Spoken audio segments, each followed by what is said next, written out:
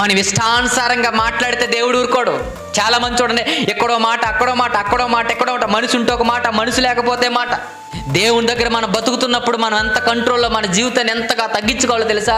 అవసరమైతే మన పెదాల నుండి నోరుకి కళ్ళెం కాదు మేకలు కొట్టుకుని బతికేయాలి. ఎందుకు తెలుసా? అలాంటి దుర్భాషలు మన నోటంట రాకూడదు. ఎదుటోడి మీద ఎక్కువగా కోపడుతున్నావా? కళ్ళెం పెట్టు. ఆగ్రహంతో మేదడిపోతున్నావా? కళ్ళెం పెట్టు. దూసన మాటలు మాట్లాడుతున్నావా? ఎదురుని వాడిని దూషించే విధంగా మాట్లాడుతున్నావా? నోటి కళ్ళెం పెట్టు. నీ ఇష్టానుసారమైన బూతులు మాట్లాడుతున్నావా? నోటి కళ్ళెం పెట్టు. ఈ నోరుతో చక్కట పవిత్రమైన పాటలు పాడుతూ, ఈ నోరుతో చక్కట పవిత్రమైన ప్రార్థన చేస్తూ, ఈ నోరుతో పవిత్రమైన వాక్యాన్ని ప్రకటిస్తూ, ఇదిగో కల్మషమైన మలినమైన ఈ పదాలు మనం ఉపయోగించడం వల్ల మన సర్వ శరీరం ఏమైపోతుందో తెలుసా? మలినమైపోతుంది. అప్పుడు అన్నాడు, ఇది నీ భక్తి కాదు. దేవుడు చూస్తున్నాడు నీ భక్తి ఏంటో. మన నోరు ఎలా పడితే